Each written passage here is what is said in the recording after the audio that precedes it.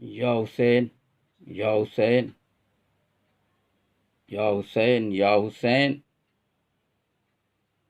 اللہم صلی علی محمد وعلی آل محمد مبارک وسلم۔ سورہ بقر آیت 124 پارہ 2 میں تشریح ہے کہ ظالم شخص امام نہیں ہو سکتا ہے، ارشاد خداوندی ہے۔ وَإِذِ ابْتَلَىٰ إِبْرَاهِيمَ رَبَّهُ بِكَلِمَاتٍ فَأَتَمَّهُنَّ قَالَ إِنِّي جَاعِلُكَ لِلنَّاسِ إِمَامًا قَالَ وَمِن ذُرِّيَّتِي قَالَ لَا يَنَالُ عَهْدِ الظَّالِمِينَ۔ ترجمہ: اور جب ابراہیم کو ان کے رب نے چند باتوں میں آزمایا اور امتحان لیا تو انہوں نے ہر بات کو پورا کر دکھایا۔ اب اللہ نے کہا، میں تم کو انسانوں کا امام بنانے والا ہوں۔ ابراہیم نے عرض کیا، اور میری اولاد کو بھی یہ منصب ملے گا؟ فرمایا ظالموں کو میرا عہد نہیں ملے گا۔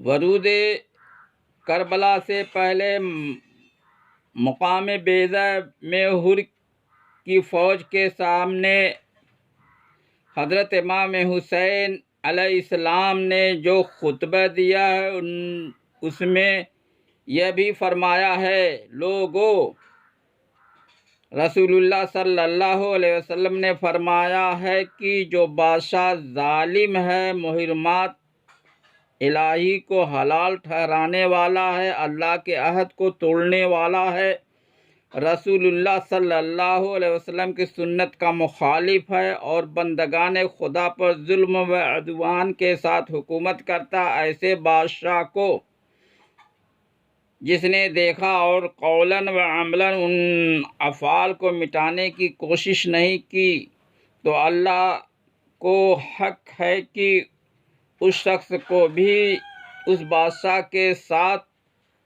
اس کے مقام جہنم میں داخل کر دے۔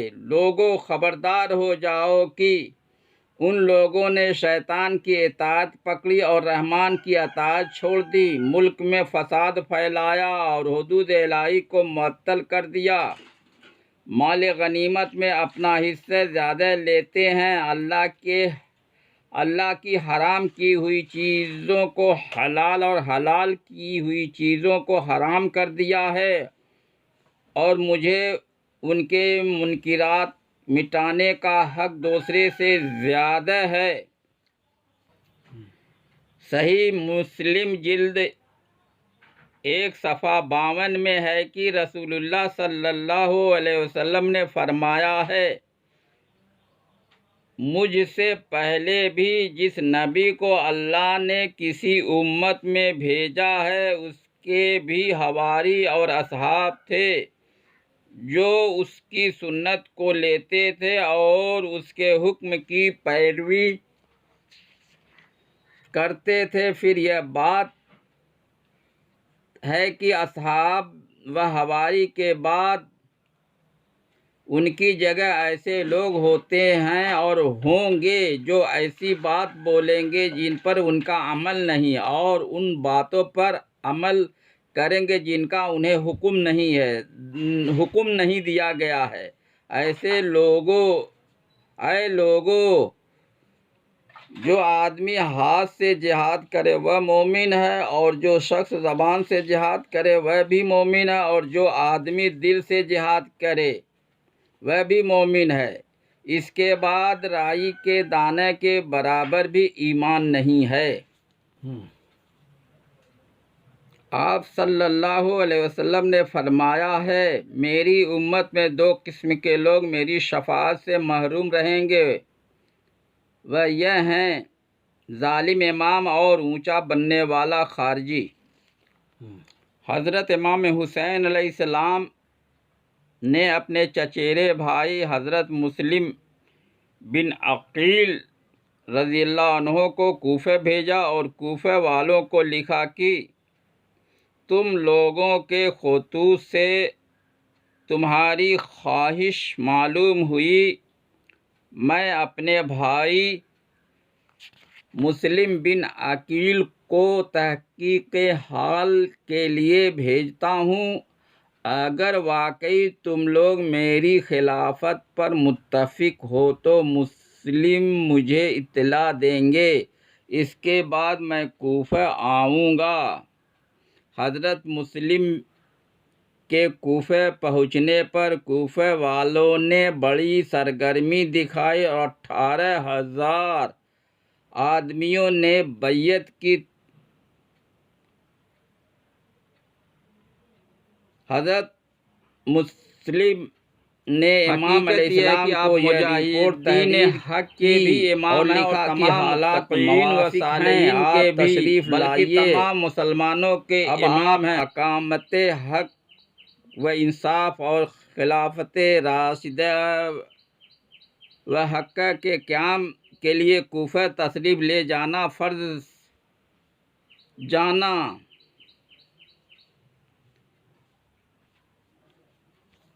حضرت امام حسین علیہ السلام نے حضرت مسلم بن عقیل کو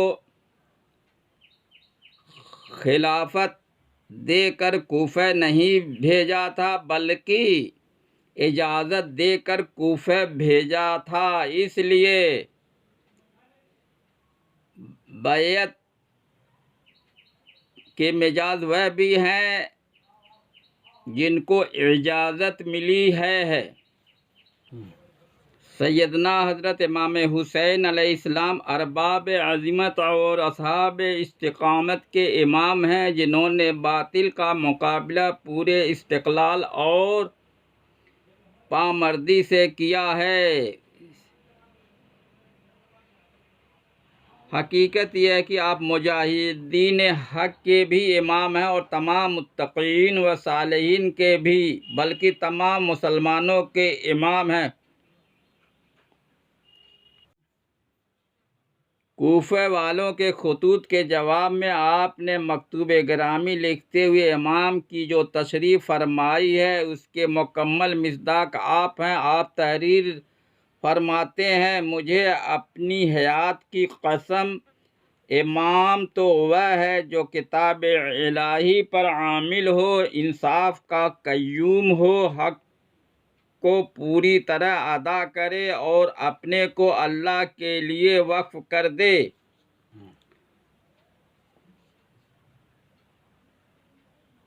حضور پرنور رسول مقبول صلی اللہ علیہ وسلم نے میدان عرفات میں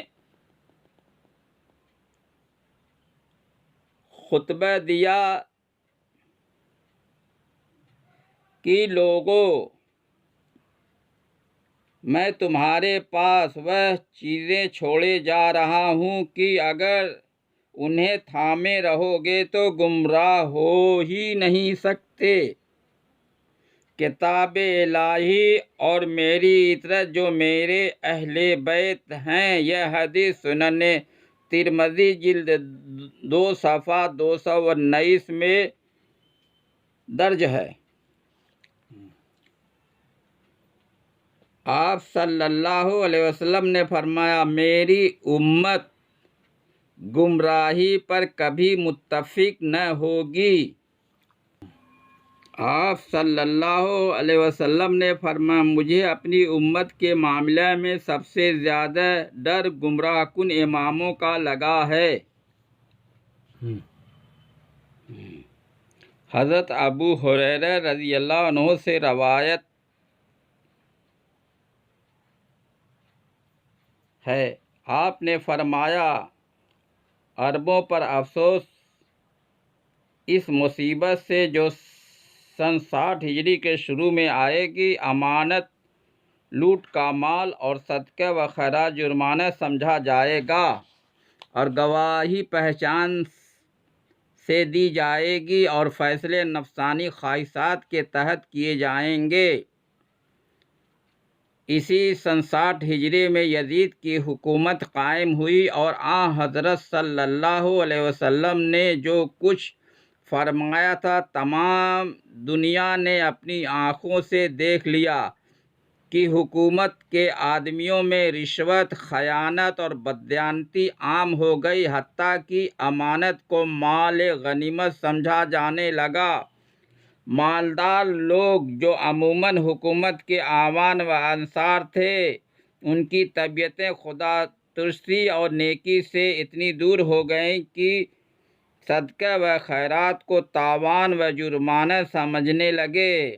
گواہی اس کے حق میں دی جانے لگی جس کے متعلق سمجھ لیا گیا ہے کہ اگر اس کے موافق گواہی نہ دیں گے تو خطرہ ہے، مثلاً یہ حکومت کا آدمی ہے یا حکومت کے آدمیوں سے تعلق رکھتا ہے۔ دین و شریعت پر فیصلے کے بجائے ہوا و ہوس اور نفسانی خواہشات سے فیصلے کیے جانے لگے۔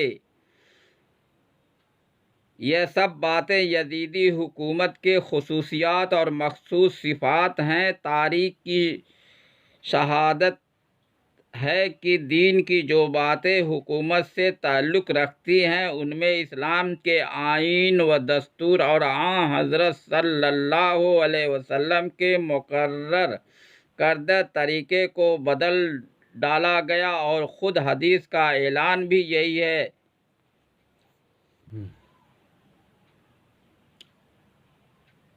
آپ صلی اللہ علیہ وسلم نے فرمایا، پہلا شخص جو میرے طریقے کو بدل ڈالے گا وہ بنی امیہ کا ایک آدمی ہوگا۔ امام حسین علیہ السلام نے کربلا میں اپنے جانثاروں کے سامنے جو خطبہ دیا اس میں اسے بیان فرمایا ہے۔ اس خطبہ کا ایک جملہ یہ ہے، دیکھتے ہی ہو کہ حق پر عمل نہیں کیا جاتا اور باطل کو چھوڑا ہی نہیں جاتا۔ فرزند رسول حضرت امام حسین علیہ السلام وقت کے طاغوت کے مقابلے میں اور اس کے خلاف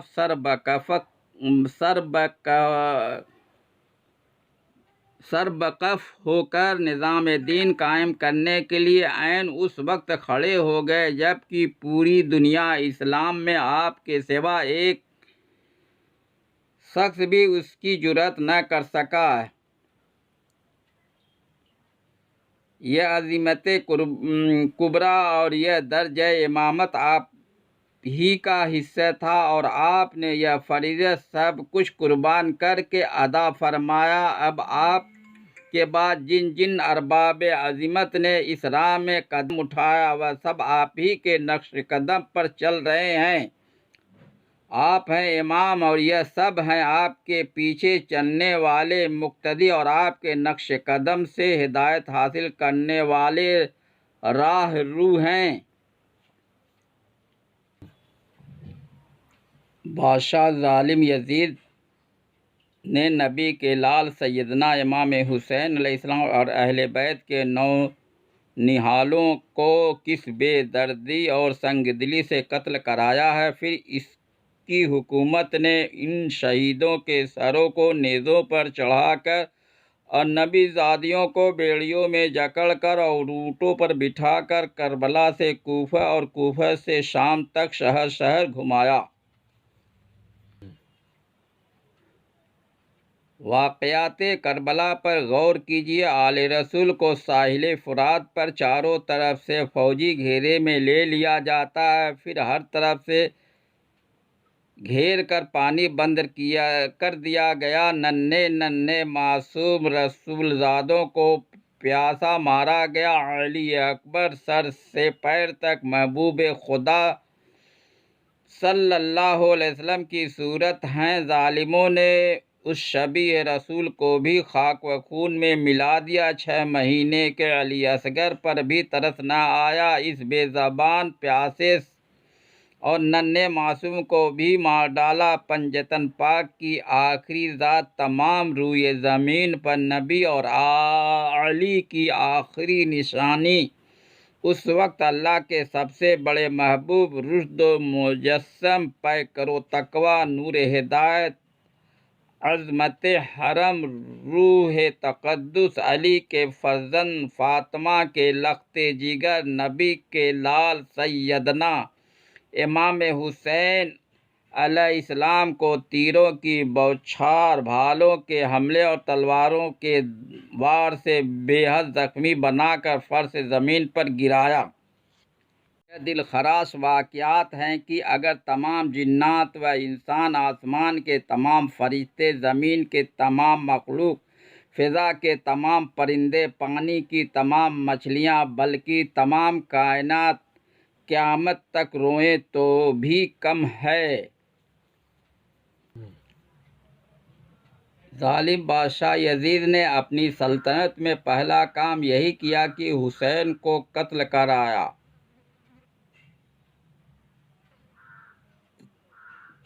تاریخ النبلہ میں یہ ہے، اس نے اپنی سلطنت کا افتتاح حسین شہید علیہ السلام کے قتل کرانے سے کیا اور اختتام جنگ حرہ پر کر دیا۔ ان اسباب کی بنا پر لوگ اس کے بڑے ہی دشمن ہو گئے۔ حضرت سیدہ فاطمہ صلوات اللہ وسلامہ حضور کے مرض وفات میں حسن اور حسین کو لے کر آئیں اور گزارش کی، یا رسول اللہ، یہ دونوں آپ کے بچے ہیں، آپ ان کو اپنی کوئی وراثت عطا فرمائیے۔ آپ نے فرمایا، حسن کو اپنی حیت اور سرداری دی اور حسین کو اپنی بہادری اور فیاضی دی۔ سنن ترمذی جلد 2 صفحہ 219 میں حضرت یعلی بن مرور رضی اللہ عنہ سے مروی ہے کہ رسول اللہ صلی اللہ علیہ وسلم نے فرمایا، حسین منی و انا من حسین، یعنی حسین مجھ سے اور میں حسین سے۔ احب اللہ من احب حسینہ، یعنی جو شخص حسین سے محبت رکھے گا اللہ اس سے محبت کرے گا۔ حسین صبت من الاسباط، یعنی حسین امتوں میں سے ایک امت ہیں۔ آپ صلی اللہ علیہ وسلم نے فرمایا، من احب الحسن والحسین فقد احبنی ومن ابغضہما فقد ابغضنی۔ مسند احمد، ترمذی، ابن ماجہ وغیرہ میں روایت ہے، جس کا ترجمہ یہ ہے، جس نے حسن اور حسین سے محبت کی اس نے مجھ سے محبت کی، اور جس نے ان دونوں سے بغض رکھا اس نے مجھ سے بغض رکھا۔ اشعۃ اللمعات جلد 4 صفحہ 285 بحوالہ احمد، ترمذی و ابو داؤد، جس کے متن کا اردو ترجمہ یہ ہے، خلافت 30 سال تک رہے گی، اس کے بعد کاٹ کھانے والی بادشاہت ہوگی، یعنی اس کے ظلم سے لوگ مامون نہ رہیں گے۔ علامہ عبدالعلی فرنگی محلی کے نبیرہ حضرت مولانا عبدالواحد نے ازالۃ الاوہام کے نام سے ایک کتاب تصنیف کی، جس میں تحریر کیا ہے کہ مسلم سلاطین کے عہد کے علماء صالحین نے تازیہ داری کو ہندوستان میں شعائر اسلامی سمجھتے ہوئے اس کی ترویج کے بارے میں فتویٰ دیا ہے۔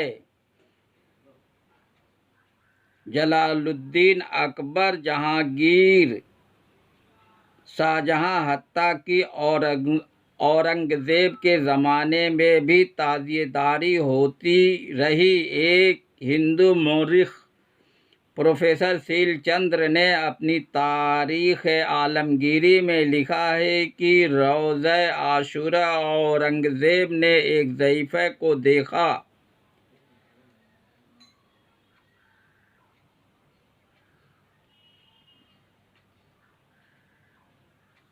کہ تعزیہ شریف سر پر رکھے ہوئے قلعے کی طرف جا رہی ہے۔ بادشاہ پر جذباتی کیفیت طاری ہوئی اور وہ پابرہنہ ضعیفہ کے پیچھے دوڑا اور تعزیہ اس سے لے کر اپنے سر پر رکھا اور قلعے میں ضعیفہ کے ہمراہ چل کر داخل ہوا۔ اورنگزیب کی شہزادی زیب النساء بھی تعزیہ داری بڑی عقیدت سے کرتی تھی۔ ایک حدیث پاک میں ابن ماجہ صفحہ 2 میں ہے کہ رسول اللہ صلی اللہ علیہ وسلم نے فرمایا، اللہ کی قسم کسی شخص کے دل میں اس وقت تک ایمان نہیں آ سکتا جب تک میرے اہل بیت سے اللہ کے لیے اور میری قرابت کی وجہ سے محبت نہ رکھے۔ ماہنامہ اعلیٰ حضرت میں مولوی احمد رضا خان صاحب بریلوی کی ایک تحریر شائع ہوئی جس میں انہوں نے شبیہ روضہ امام حسین یعنی تعزیہ بنانے کو جائز لکھا ہے۔ جب بنانا جائز ہے تو اس کی زیارت کرنا یا زیارت کروانا اور زیارت کروانے کے لیے جلوس کی شکل میں نکالنا کس طرح ناجائز ہوگا؟ حضور پرنور رسول مقبول صلی اللہ علیہ وسلم کو حضرت امام حسین علیہ السلام سے بہت زیادہ محبت تھی، اس لیے آپ کو غم بھی زیادہ ہوا۔ کربلا کا واقعہ غم کی بات نہیں ہوتی تو جبرائیل علیہ السلام رسول خدا صلی اللہ علیہ وسلم کو حضرت امام کی شہادت کی خبر دے کر تعزیت نہیں کرتے اور خود رسول اللہ صلی اللہ علیہ وسلم آپ کی شہادت کی خبر سن کر آپ دیدہ نہیں ہوتے۔ بہت سی احادیث اس بات کی گواہ ہے کہ جب رسول اللہ صلی اللہ علیہ وسلم نے حضرت امام کی شہادت کا ذکر کیا، آپ کے آنسو بہنے لگے اور آپ غمگین ہوئے۔ غم کا تعلق محبت سے۔ اگر کوئی کسی سے محبت کرتا ہے تو اس کی تکلیف سے اس کو تکلیف ہونا، اس کے غم سے غمزدہ ہونا فطری اور ضروری ہے۔ حضرت امام حسین علیہ السلام سے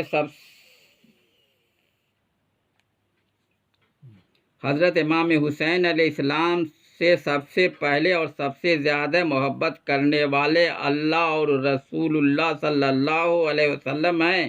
اسی لیے حضرت امام حسین علیہ السلام کی شہادت کا غم بھی سب سے پہلے اللہ اور رسول اللہ صلی اللہ علیہ وسلم نے کیا۔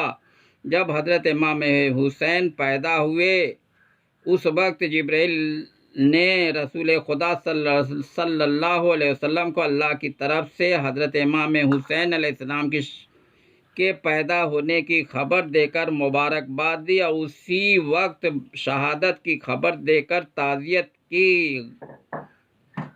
تعزیہ شریف غم کا نشان ہے۔ جس کو محبت ہوتی ہے اسی کو غم ہوتا ہے۔ تمام مستند روایات میں ہے کہ جب رسول اللہ صلی اللہ علیہ وسلم نے حضرت امام حسین علیہ السلام کی شہادت کا ذکر کیا، آپ کے آنسو بہنے لگے اور آپ بہت غمگین ہوئے۔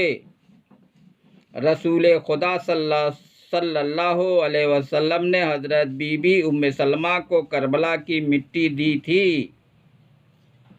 جو اب تک محفوظ چلی آ رہی ہے۔ شواہد النبوت میں لکھا ہے کہ جب امام حسین علیہ السلام شہید ہوئے تو مچھلیاں نہر فرات سے تڑپ تڑپ کر باہر نکل آئیں اور خاک میں لوٹنے لگیں۔ ہر طرف سے رونے کی آواز آتی تھی مگر رونے والا کوئی نظر نہیں آتا تھا۔ قبیلہ بنی طے کے وہ مرثیہ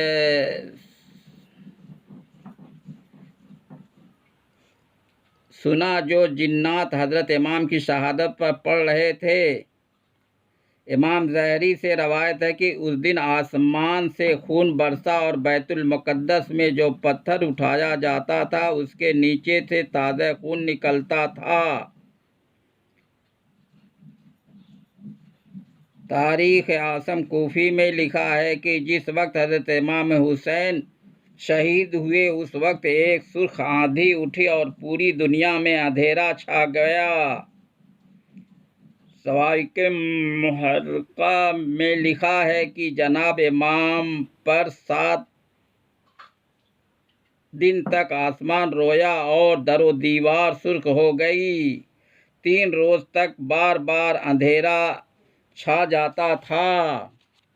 ویلمیم نے حضرت عمار بن یاسر سے روایت کی ہے کہ رسول اللہ صلی اللہ علیہ وسلم فرمایا آسمان یا تو حضرت عیسیٰ پر رویا تھا یا میرے بیٹے حسین کی شہادت پر روئے گا اور 40 دن تک سورج سرخ رہے گا۔ حضرت امام زین العابدین علیہ السلام واقع کربلا کے بعد تقریباً 40 سال حیات رہے مگر کبھی کسی نے انہیں مسکراتے نہیں دیکھا۔ دنیا میں سب سے زیادہ رونے والوں میں حضرت آدم علیہ السلام، حضرت یعقوب علیہ السلام اور حضرت امام زین العابدین علیہ السلام ہیں، اور حضرت امام کے خاندان میں جو بیویاں تھیں ان کے بھی غم کا تقریباً یہی حال رہا ہے۔ یا وارث یا وارث یا حسین یا حسین یا حسین۔